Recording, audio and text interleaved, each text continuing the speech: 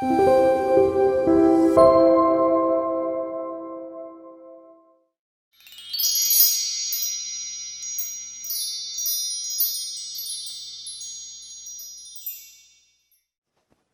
다음에 이제 28장 보도록 하겠습니다. 28장, 우리 13장에서 23장까지 우리 열방 심판을 했는데, 여기서는 이제, 열방 심판할 때 꼭 주의 백성들의 회복을 같이 선언을 했었잖아요. 그리고, 앞에 지금까지 24장에서 27장까지가 이 종말론으로서 이 악의 세력을 이제 범우주적으로 하나님께서 멸망시키면서 결국은 또 하나님의 백성들은 이제 다 이제 하나님께로 돌아와서 회복될 거를 이제 말씀을 했었어요.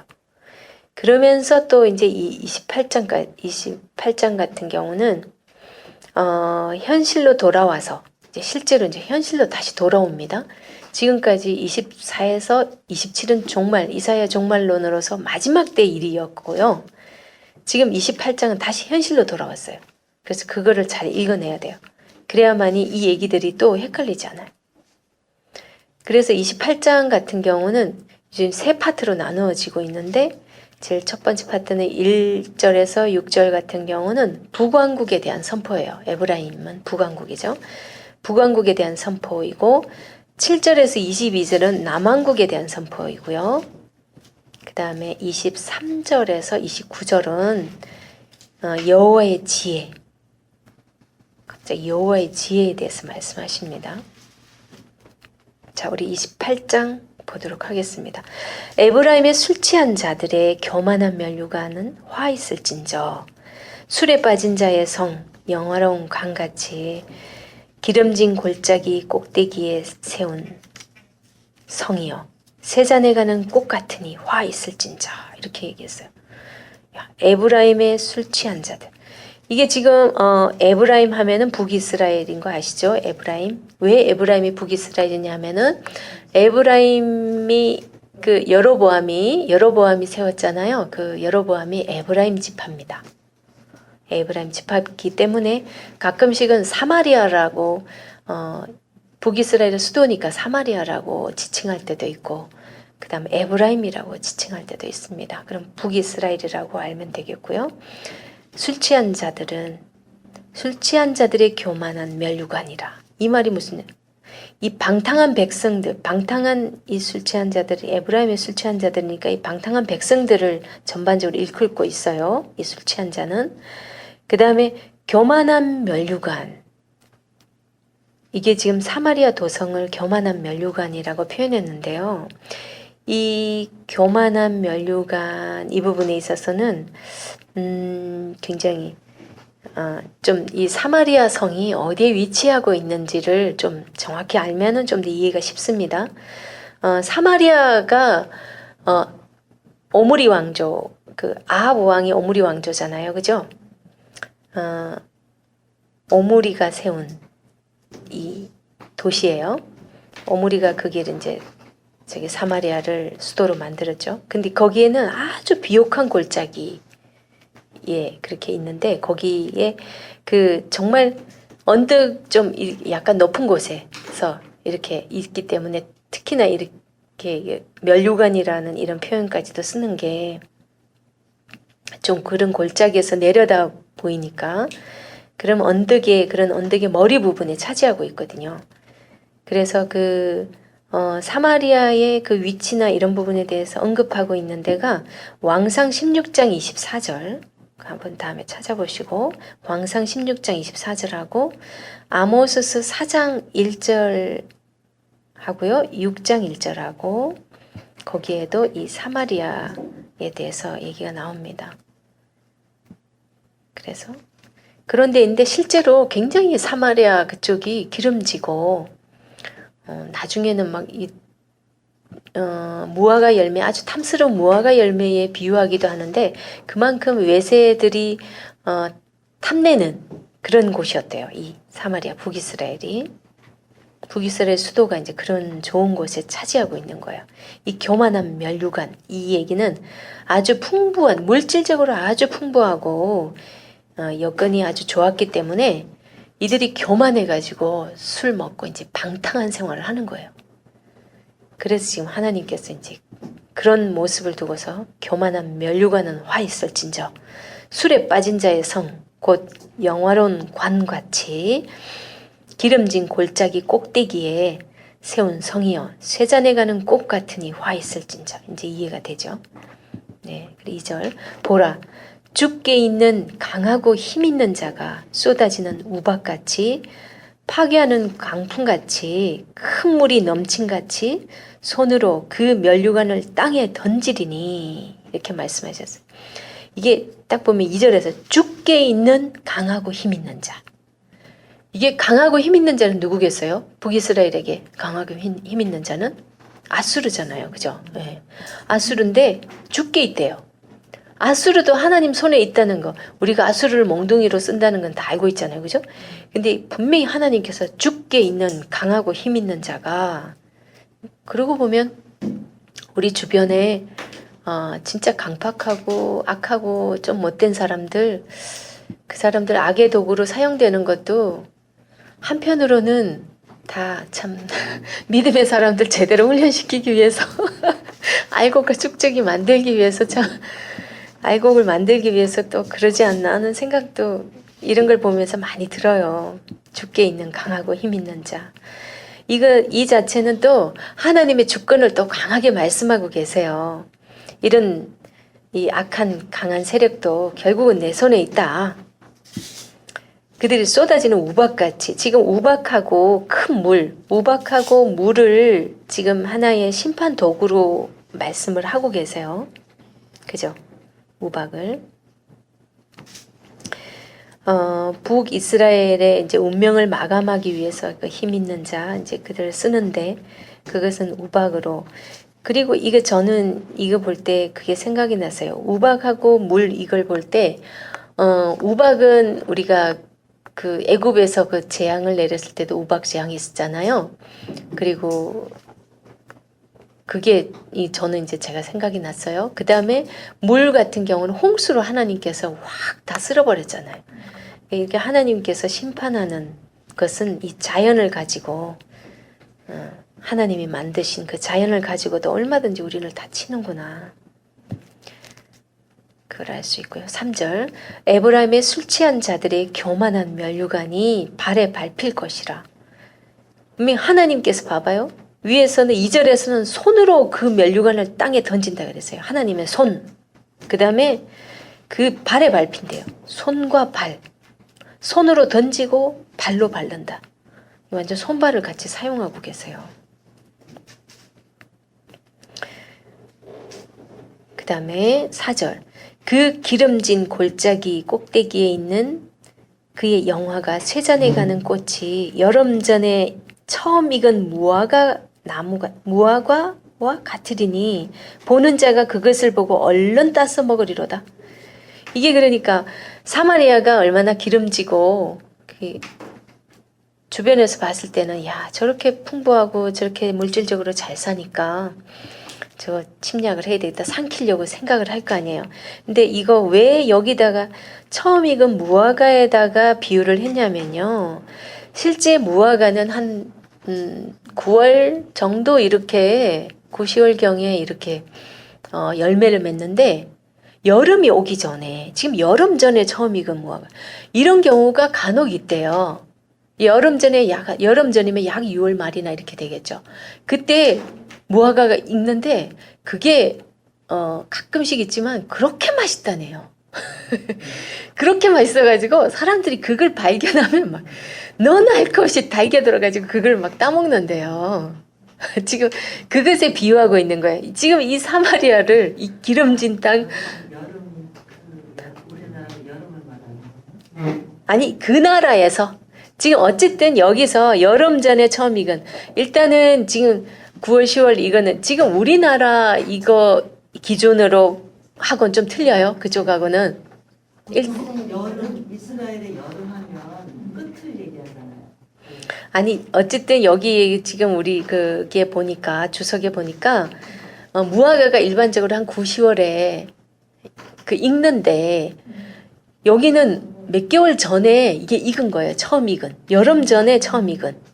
그래서 몇 개월 전에 익었는데 이게 그렇게 꿀맛이라는 거예요. 그래서 예수님도 무화과 나무 구성하는 거 응. 네네. 그걸 얻으려고 기대. 맞아요. 그걸 했는데 입만 우선. 그 말 잘했어요. 실제로 그러니까 그거를 모르는 사람들은 예수님 지금 무화과 지금 열매 안 열릴 때 뻔히 알면서 왜 그렇게 했어 이렇게 얘기하는데 실제로 그런 게 있는 거예요. 그래서 역사를 우리가 정말 알아야 되는 게 그런 것 같아요.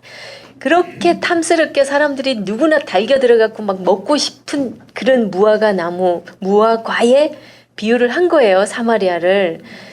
그런 거를 누가 똑 따먹었어요? 누가 똑 따먹었어요? 얼른 가서. 그러니까 보는 자가 그것을 보고 얼른 따서 먹으리로다. 그러니까 지금 이제 아수르의 살마네셀 왕이 샥 가서 따먹어버린 거예요. 3년 동안 포위해버리잖아요. 그날에 만군의 여호와께서 자기 백성의 남은 자에게 영화로운 면류관이 되시며 아름다운 화관이 되실 것이라. 지금 5절, 6절 같은 경우는 지금 미래에 있을 하나님의 통치에 대해서 얘기를 해주고 있어요. 지금 그래서 5절 같은 경우는 에브라임이 적에게 삼킴을 당하는 그날에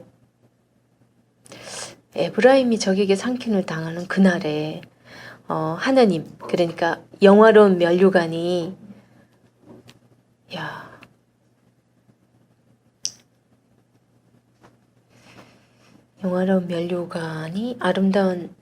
영화로운 면류관이 되시며 아름다운 화관이 될 것이라. 그때 하나님을 찾게 된다라는 그런 의미로 해석이 돼요. 이 부분이. 예.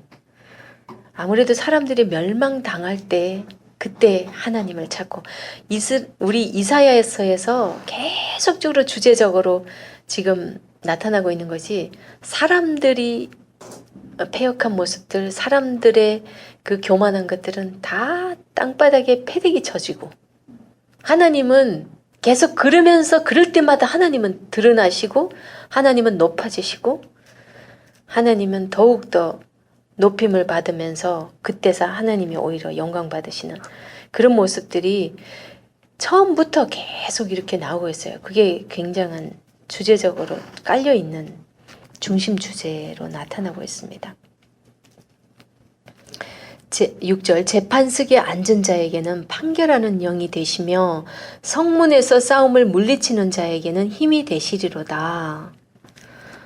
이거 같은 경우는 이제 더 이상 리더들이나 이제 통치자가 아니라 하나님의 이제 통제를 받게 되는. 그래서 하나님께서 이제 그 재판에도 그 필요한 그 모략과 힘을 이제 하나님께서 주신다는 거죠. 재판석에 앉은 자에게는 판결하는 영이 되시며 성문의 싸움을 물리치는 자에게는 힘이 되시리로다 이것이. 네. 그다음 7절. 그리하여도 이들은 포도주로 말미암아 엿걸음치며 독주로 말미암아 비틀거리며 제사장과 선지자도 독주로 말미암아 엿걸음치며 포도주에 빠지며 독주로 말미암아 비틀거리며 환상을 잘못 풀며 재판할 때 실수하나니 모든 상에는 토한 것과 더러운 것이 가득하고 깨끗한 것이 없도다. 지금 여기 6절까지는요. 에브라임 멸망에 대해서 얘기하고 그러면서 이제 하나님께서 이제 모든 것을 주관하시는을 지금 얘기하고 있어요. 하나님의 이제 주관하심을 보여주고 있는데 그리하여도 그러면서 이 얘기한 거 지금 이제 유다로 넘어왔어요. 지금 여기서부터 7절부터 유다로 넘어서 그런데 그걸 어떻게 알 수 있냐면 실제로 원문에요. 이 그리하여도 이 대신에 원문에 어떻게 되어 있냐면 이 유다 사람들도 이렇게 나와요. 실제로 이 유다 사람들도 이들은 포도주로 말면. 그러니까 지금 유다 사람들은 에브라임이 그렇게 북이스라엘에 멸망당하는 거 보면 그때라도 정신 차려야 되잖아요. 우리가 이런 거하고 비슷해요. 사실은 우리 이웃 교회가 예를 들어서 참 좀 약간 세상적이고 너무 하나님 말씀을 제대로 가르치지도 않고 너무나 그냥 예배만 제대로 드릴 뿐이지 꼭 세상처럼 너무나 아니게 이렇게 교회를 운영하고 있는 걸 봤어요. 그리고 사람들도 뭐 다 그냥 말씀도 제대로 모르고 그런 교회가 진짜 하나님께서 엎으셔가지고 다 문 닫게 만들어 버렸어요. 그런 걸 보면서 에이구 그래 그러더니 잘됐다 이런 게 아니라 그걸 보고서 우리는 내 한 사람이 다 교회인데 내가 나의 모습에서 정말 하나님께서 멸망시키고 싶은 건 없나 이런 걸 돌아보면서 바로 서야 되는데 이 유다 사람들도 너도 이렇게 하나님께서 말씀하신다면 진짜 우리는 할 말이 없겠다라는 생각이 들었어요. 7절이 술에 취한 제사장이 어찌 바른 해석을 하겠어요. 그죠? 여기 제사장이 지금 독주로 지금 포도주로 지금 비틀거립니다. 그죠? 이런 사람이 어떻게 바른 예식을 지금 거행할 수는 있겠어요? 이런 사람이. 그 다음에 독주를 마신 선지자가 어떻게 하나님 뜻을 바로 전하겠어요? 하나님이 아라고 했는데 이 사람은 거라고 할 수도 있는 거고. 그렇죠. 그 다음에 또 유다 지도자들은 뭐 이 사람들도 맨날 독주에 빠져 있으니까 이들도 이제 판단을 잘못하고 그러니까 실제로 그 유다 지도자들이 그래서 판단 잘못해서 실제 동맹도 잘못 맺어요. 그렇게 해서 아수르 그래서 이걸 보고서 사람들은 요 7절 같은 거를 아마 아수르를 잠깐 반역했던 적이 있었던 그때를 얘기하는 거 아닌가 그렇게 생각도 하는데 뭐 이랬거나 저랬거나 그런 부분뿐이겠어요. 뭐 정치적이든 뭐 많은 사회적인 부분에서 이 사람들은 뭐 맨날 포도주에 빠져 있으니까 독주에 빠져 있고 그러니까 잘못하죠. 그래서 환상을 잘못 풀며 이렇습니다. 이 환상이 뭐냐면 하나님의 메시지에 대해서 잘못 전달하는 거예요. 하나님께서 준 그 메시지, 하나님께서 주신 그 말씀, 그러니까 오늘날로 따지면 목사님들이 이 말씀을 제대로 연구하지도 않고 자기가 묵상하여 받았다고 그러면서 잘못 전하는 거예요. 환상을 잘못 풀며 이 환상이 말씀이더라고요. 그러니까 선지자를 통해 주시는 하나님의 말씀, 메시지.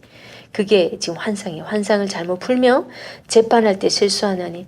이거 진짜 말씀을 잘못 푸는 이 부분에 대해서는 굉장히 중요한 것 같아요. 오히려 모르면 모른다로 하고 오히려 성도들에게 이거 하면서 저는 이 생각이 들었습니다라고 그게 하나님 말씀이 아니라 자기 생각 같으면 그건 자기 생각이라고 얘기해줘야 되고 정확하게 해줄 필요가 있어요. 정말. 마치 하나님의 말씀인 양 이렇게 해서 해놔놓으면 성도들은 하나님의 말씀이라고 들었으면 그건 진리잖아요. 그건 무조건 그게 잣대가 되는데 말씀이 잣대잖아요. 그러는데 그걸 잘못 풀면은 진짜 다 장님 만드는 거죠. 이게 굉장한 이 멸망받을 하나님께서 지금 지적하는 죄잖아요. 지금 재판할 때 실수하느니 이것도 이 재판할 때 실수한다는 거 이건 꼭 무슨 재판관이 아니라 이 재판 이 자체가 원어로 봤을 때 판단, 결정 어떤 일을 판단하고 결정하는 이런 부분을 얘기하는 거예요. 그것도 이제 실수한다는 거죠. 그러면서 8절 모든 상에는 토한 것 더러운 것이 가득하고 깨끗한 곳이 없도다. 이 장면은 이제 술 취한 사람들 마지막에 아마 이럴 것 같아요. 술 취해서 막 상에다 토해놓고 막 엉망으로 그냥 엎질러 놓고 보진 않았지만 그랬을 것 같아요. 그런 아주 지저분한 그러니까 이 사람들이 한 그 발자취는 오직 하나님 보시기에는 토하고 더러운 것밖에 없다는 거예요. 하나님이 구역질나는 그런 일들만 보인다는 거예요. 이들이 하고 그런 일들을 보니까 지금 유다 백성들을 지금 유다의 죄를 말하고 있습니다. 9절 그들이 이르기를 그가 누구에게 지식을 가르치며 누구에게 도를 전하여 깨닫게 하려는가? 젖들여져 품을 떠난 자들에게 하려는가? 요거는 누가 말하는 거냐면요. 지금 이사야 선지자가 이들에게 이 제사장들에게 이걸 했어요. 7절 8절에 말을 했거든요. 그렇게 말하니까 이 제사장들이 하는 말이에요. 그들이 이르기를 그러잖아요. 그들이 이르기를 이사야가 누구에게 지식을 가르치려고? 나한테 지식을 가르치려고? 누구에게 도를 전하며 감히 네가? 우리도 배울 만큼 배웠어. 너 너무 아는 체 하지 마. 이러는 거예요. 깨닫게 하려는가? 젖들여져 품을 떠난 자들에게 하는가? 어린애라고 우리를 생각하고 우리한테 가르치려고? 그러면서 지금 얘기를 하는 거예요. 그러면서 대저 경계에 경계를 더하며 경계에 경계를 더하며 교훈에 교훈을 더하며 교훈에 교훈을 더하되 여기서도 조금 저기서도 조금 하는구나 하는도다. 전 이거 옛날에 그냥 말씀만 계속 읽을 때요. 도대체 이게 무슨 말이야. 저는 정말 이거 모르겠더라고요. 이게 무슨 말인가. 그래서 막 굉장히 제가 아주 그냥 어떤 말인가 보자 이러면서 갈급하면서 봤어요. 지금 9절하고 10절 이거를 지금 10절에 이 10절 같은 경우 이 세 번역을 한번 읽어줘 볼게요. 한자 한자 한절 한절 한장 한장 가르치려 하는도다. 이게 네가 우리를 어린애 가르치듯이 그렇게 가르치려고 그러는 거예요 지금. 이 말은 하나님의 말씀을 무시하고 조롱하는 말이거든요. 이 제사장들이. 그러니까 하나님이 그걸 듣고 계시잖아요 지금.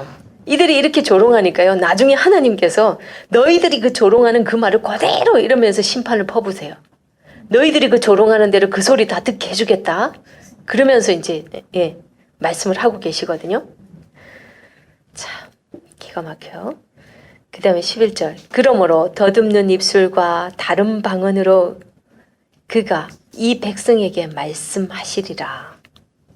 이제 하나님, 그러니까 그가 이 말은 더듬는 입술과 다른 방언으로 지금 이거 같은 경우 이 백성들이 아수르 사람들에게 얼마나 괴로움을 받을지를 얘기를 하고 있는데 아수르의 언어가 비슷한 계통이긴 하지만 그들의 말이 이 사람들 말하고 달라가지고 이 사람들 말하면은 굉장히 방언으로 들리고 제대로 못 알아듣는 거예요. 그래서 또 더듬는 말같이 이렇게 들리는. 그래서 더듬는 입술과 다른 방언으로 그가 이 백성에게 하리라. 이 그가가 이 아수르예요. 그러니까 다른 방언으로 들리는 이방 언어를 사용하는 그 나라로 끌려갈 것을 지금 말씀하고 계시는 거예요. 지금 11절 같은 경우는. 그 다음 12절. 전에 그들에게 이르시기를 이것이 너희 안식이요 이것이 너희 상쾌함이니 너희는 곤비한 자에게 안식을 주라 하셨으나 그들이 듣지 아니하였으므로 그러거든요. 12절. 여호와의 말씀을 준행하고 이제 청종하는 것이 참된 안식이라고 분명히 말씀해 줬는데 너희가 안 들었다.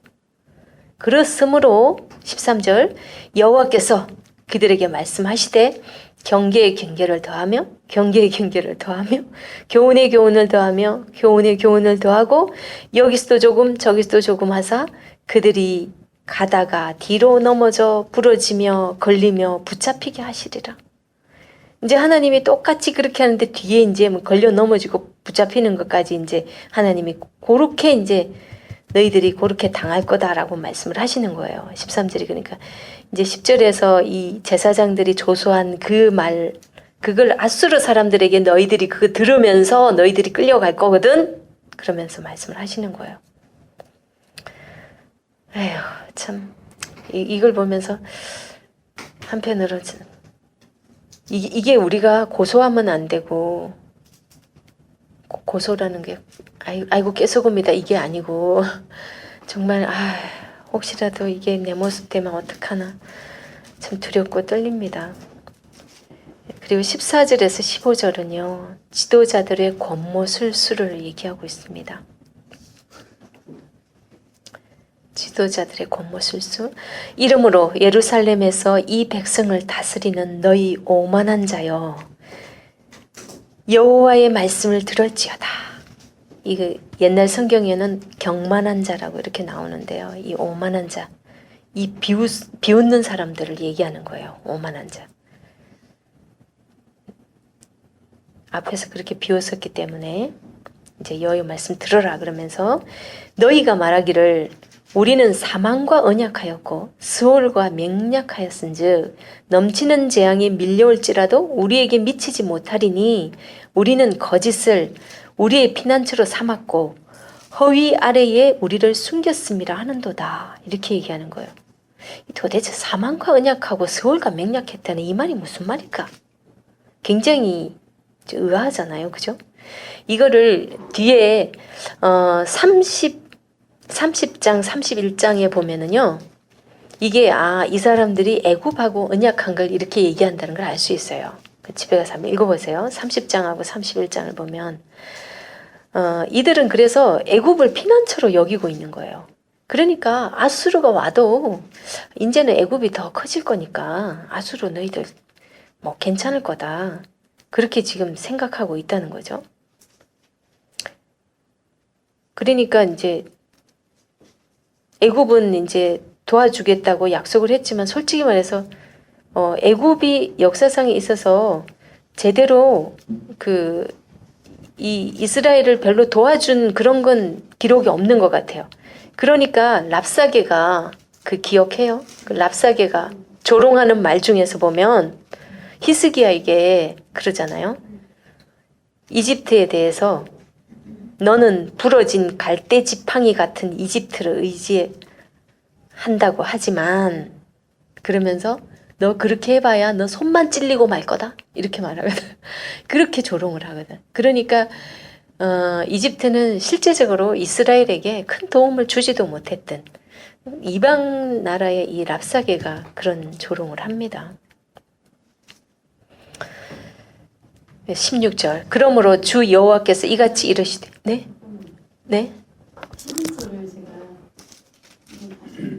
11절? 11절 그러므로 더듬는 입술과 다른 방언으로 그가 이 백성에게 말씀하시리라. 이 말이 무슨 말이냐면 그가 아수르라고 하셨잖아요. 예, 그가 이 백성에게 그러니까 아수르 예. Lord will speak to these people. 주께서 맞아요. 맞네요. 그러니까 주께서 하나님께서 이렇게 말씀하신다고 맞아요. 예. 구절에 잘 말씀해 주셨어요. 네, 증정합니다. 혹시나 이제 다른 듣는 분도 보시더라도 지금 아까 제가 11절에 그러므로 더듬는 입술과 다른 방언으로 그가 이 백성에게 말씀하시리라 했는데 이 그가는 하나님께서 이제 그 말을 그대로 이제 나중에 13절에서 그렇게 말씀 그대로 하시잖아요. 요렇게 이제 심판의 말씀을 그대로 하나님께서 하실 거라는 그 말씀이에요. 네. 9절에 그가도 9절의 그가는요. 그들이 이르기를 이거는 제사장들이에요. 지금 이제 이사야를 조롱했던 그 제사장들이 이르기를 그가 누구에게 지식을 그가 누구에게 지식을 가르치며 희는 이사야죠. 설마 하나님한테 그렇게 말씀하겠어요? 이사야가 지금 이사야 보고 그러는 거지. 네가 지금 누굴 가르치려고 그러냐? 아니야, 직접은 아니겠네요. 그가니까. 그죠? 3인칭이니까. 이거는 그러니까 이사야가 그렇게 선포했을 때 자기들이 다른 장소에서 얘기를 하면 이사야 그 말 하는 걸 듣고서 이렇게 그 이사야 지가 누굴 가르친다고 그러면서 이렇게 얘기하는 3인칭으로 가능하겠네요. 이게 일단 이사야지 이거 하나님이라고까지는 생각지 않아요. 왜냐하면 일단은 이 제사장들도 하나님을 하늘과 같이 여기는데 저 하나님을 그가 누구에게 지식을 가르쳐 이렇게 말은 안 하죠. 이거는 분명히 이사야 선지자를 얘기를 하고 있는 겁니다. 11절은 하나님이고요. 그가가 지금 우리가 어디까지 했죠? 16절.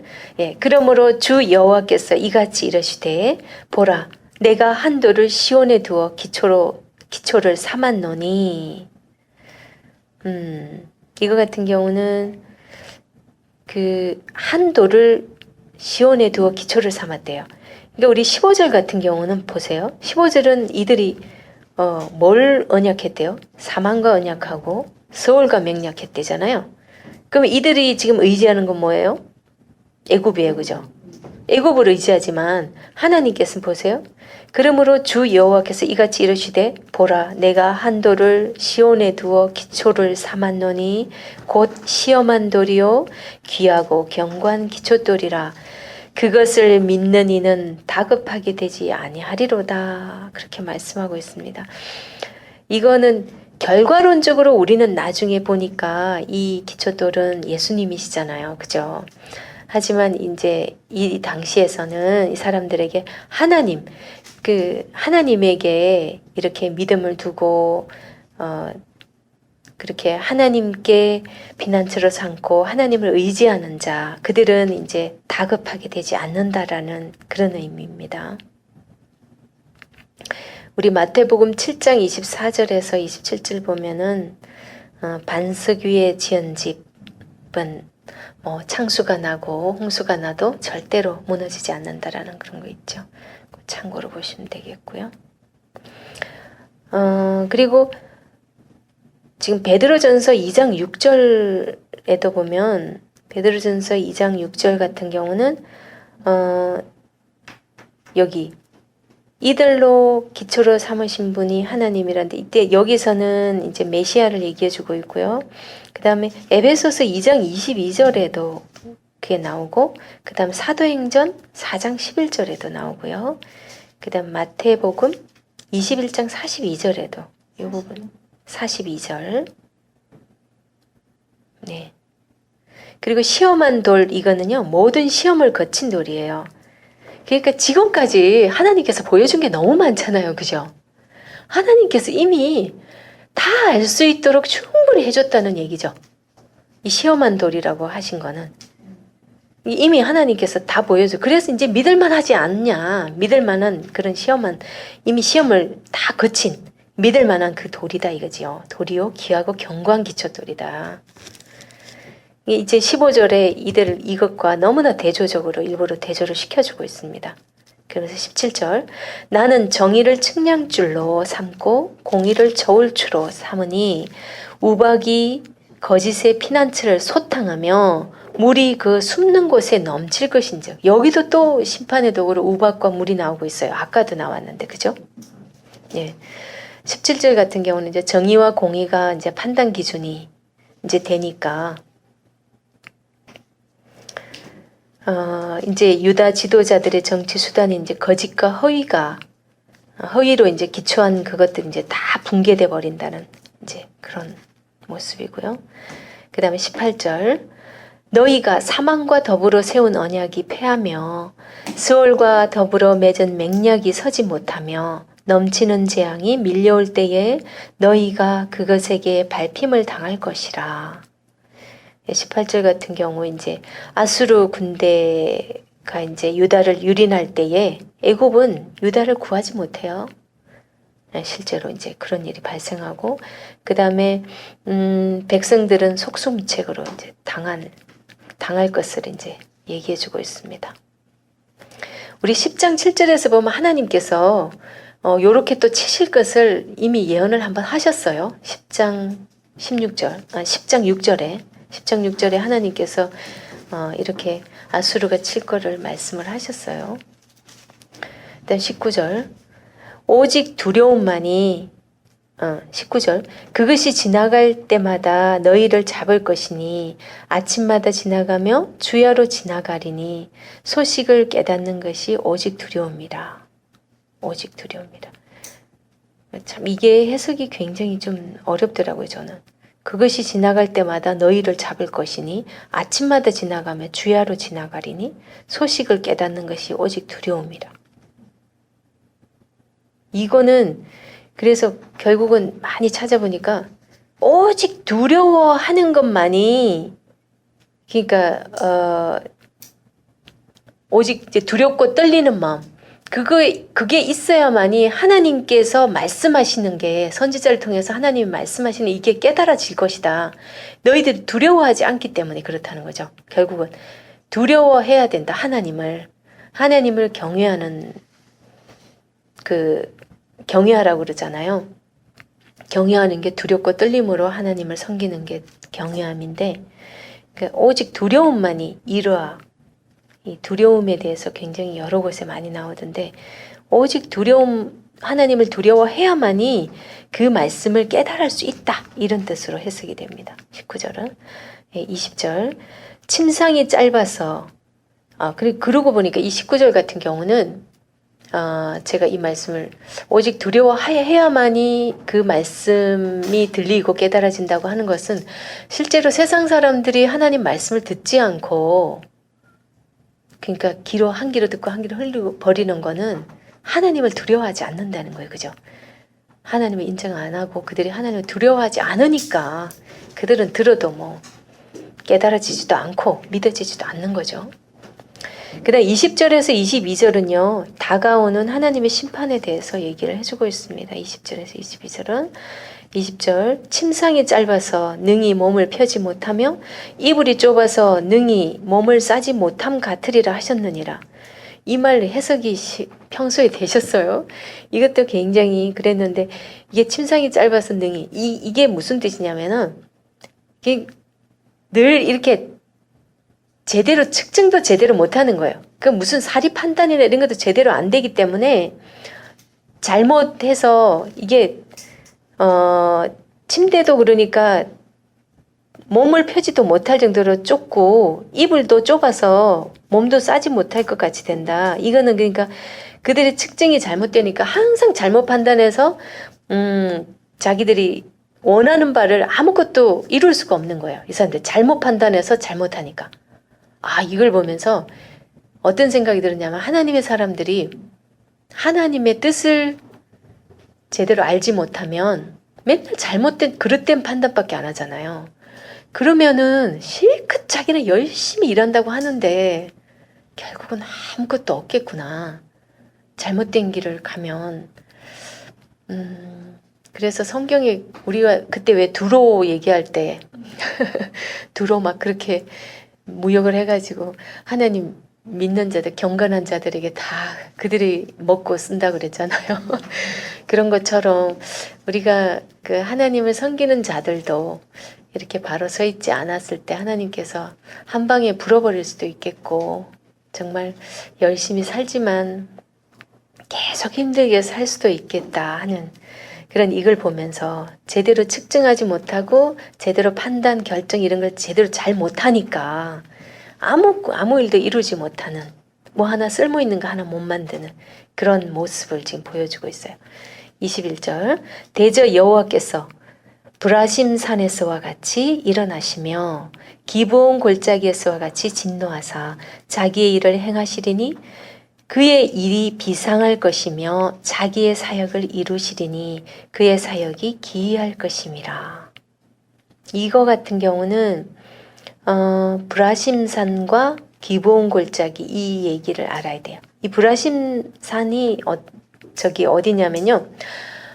다윗이 그 통일왕국 시대에 그 다윗이 블레셋을 치거든요. 블레셋을 쳐서 이제 이게 이겼던 장소예요. 여기가 블레셋과 싸운 곳이죠. 이 브라심산. 그래서 그 전까지는 이 블레셋이 항상 깝죽댔어요. 깝죽댄다는 표현이 좀 웃기나요? 항상 이스라엘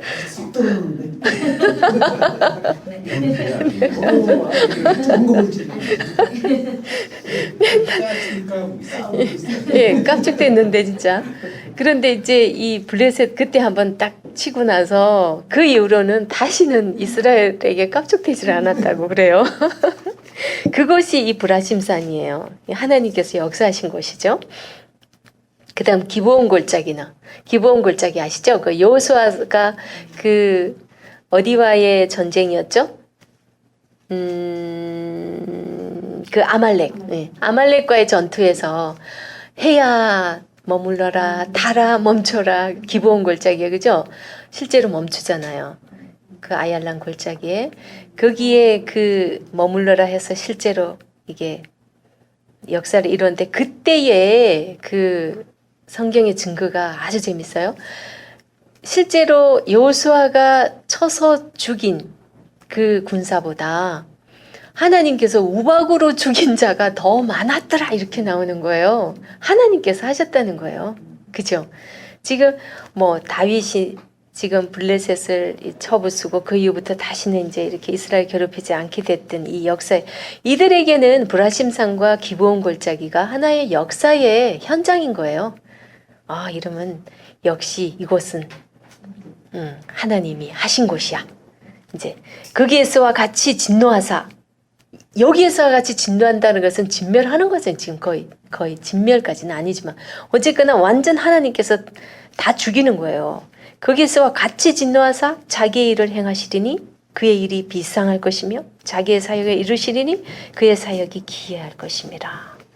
그러니까 이런 배경을 다 알고 있으면 이 말이 굉장히 쉬워요. 그만큼 하나님께서 혹독하게 하시겠다는 겁니다. 그때는 대적을 쳤는데 지금 이건 누구한테 말씀하시는 거예요? 이스라엘 백성에게 지금 말씀하시는 거예요. 22절 그러므로 너희는 오만한 자가 되지 말라. 너희 결박이 단단해질까 하노라. 대저 온 땅을 멸망시키기로 작정하신 것을 내가 만군의 주 여호와께로부터 들었느니라. 이게 참, 이 같은 경우는 이 경고 무시하면 이게 결박이 단단해진다 이 말이 무슨 말이냐면요. 이 결박은 이 속박인데 이 속박이 더 이제 쫙 더 쪼여진다는 거예요. 더 강화될 것이다. 단단해지다 더 강화될 것이다. 경고 무시하지 마라 이러는 거예요. 앞에서 비웃었기 때문에 또 이제 너 비웃지 마라 그러면서 지금 말씀하고 있습니다. 그 다음 23절에서 29절 23절에서 29절은 이제 너희들이 무시하고 거부하는 하나님은 어떤 분인지 여기서 이제 쭉 이제 하나님 이제 이렇게 멸망을 말씀하셨는데 이제 한편으로 이런 것 같아요. 열심히 막 심판 얘기하다가 이제 다시 얼르는 것 같아. 잘 한번 들어봐. 잘 한번 들어보세요. 실제 하나님이 이런 분인데 좀 안 믿어볼래요? 이렇게 꼭 얼르는 것처럼 느낌이 그렇게 와닿았어요. 23절부터 29절.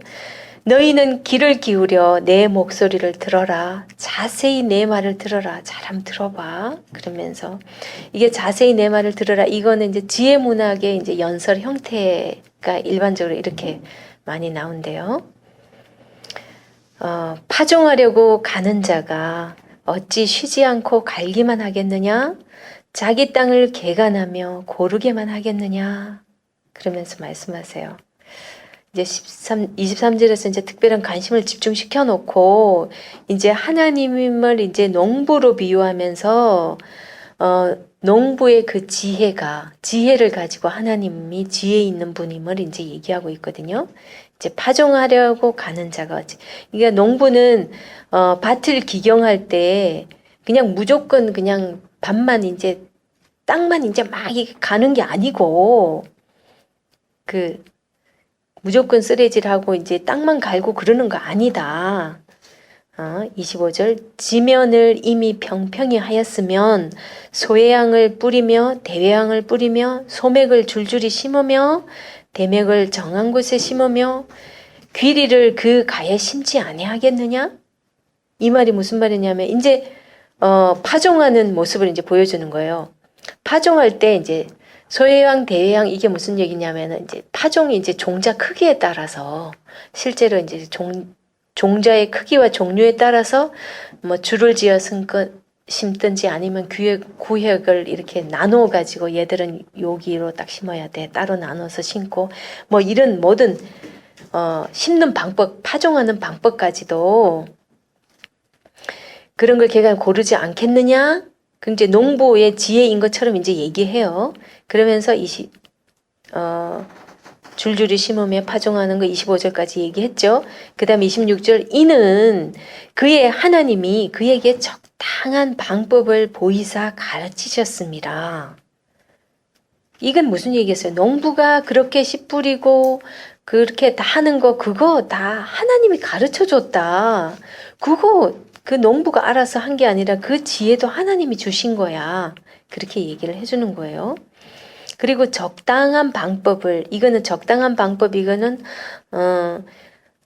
라 미시파트라고 해서, 미시파트가 우리 그 정의 뭐 공의 이런 거잖아요. 근데 라 미시파트라고 해서 올바른 원리를 따라 이런 거예요. 올바른 원리를 따라서 붙이고 가르쳐 주셨다. 그러면서 27절, 소의 양은 도리깨로 떨지 아니하며 대의 양에는 수레바퀴를 굴리지 아니하고 소의 양은 작대기로 떨고 대의 양은 막대기로 떨며. 이거 시골에서 농사 안 지어 본 분들은 도대체 이게 무슨 말이야 싶을 거예요. 저는 농사 지어봤고요. 이 도리깨도 한번 도리깨질도 해봤고요. 막대기로 떠는 것도 해봤어요. 이게 곡식을 지금 어떤 거는 도리깨라고 해서 이렇게 사람이 이렇게 치는 거 있어요. 그걸로 때려가지고 이렇게 콩 같은 거 알 빼내고 하는 거거든요. 그렇게 하는 것도 있고 어떤 거는 실제로 수레바퀴 굴러가게 해서 알을 까는 게 있는 거예요. 그런 게 있고 또 어떤 거는 막대기로 살살 털어야 돼. 작은 것들. 그런 게 다 있다 이거죠. 이건 지금 이제 추수하는 모습을 이제 보여주고 있는데요. 그러면서 곡식은 부수는가 아니라 늘 떨기만 하지 아니하고 그것에 수레바퀴를 굴리고 그것을 말굽으로 밟게 할지라도 부수지는 아니하나니. 그러니까 다 알아서 그런 거를 타작할 때, 이 타작한다는 표현은 아세요? 시골에 안 살아서도 타작하는 게 곡식을 이제 껍데기랑 알곡과 이제 가르는 거잖아요.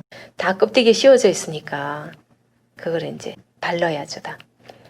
그래서 그거를 다 하는데 29절, 이도 만군의 여호와께로부터 난 것이라 그의 경영은 기묘하며 지혜는 광대하니라 그럽니다.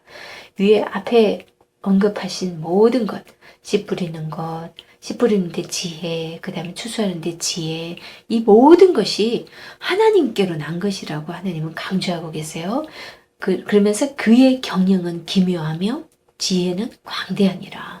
그의 경영, 여기서는 히브리어로 에차라고 하는데 충고, 좋은, 의로운 이런 뜻인데요. 모략과 같은 뜻입니다. 이 경영은.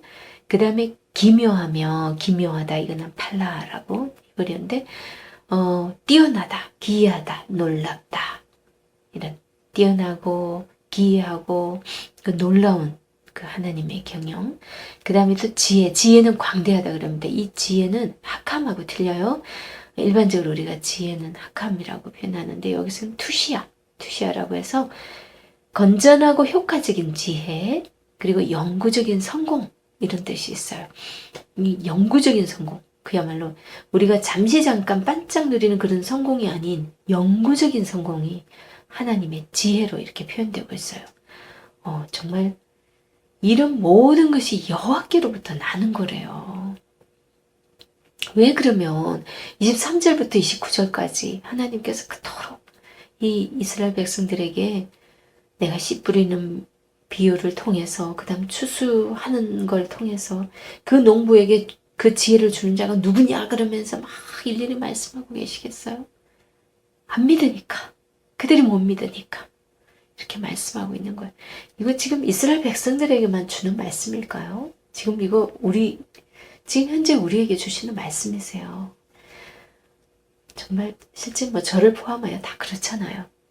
말씀 이렇게 기록하고 있는데도 말씀 그걸 100% 믿으면 얼마나 우리 삶이 변화되고 우리가 정말 세상 사람들이 볼 때도 야 크리스찬이 달라 이런 칭찬 받을 텐데 늘 이런 말씀을 대하면서도 내 눈에 보여지는 것들 의지하고 당장 눈앞에 어떤 문제가 있으면 그거 붙잡고 막 그냥 잠 못 자고 걱정하고 인간적인 방법으로 해결하려고 하고 내 생각대로 내 욕심대로 행하고 있는 그 많은 모습들, 그걸 보면서 하나님께서는 오늘 우리에게 이렇게 말씀하십니다.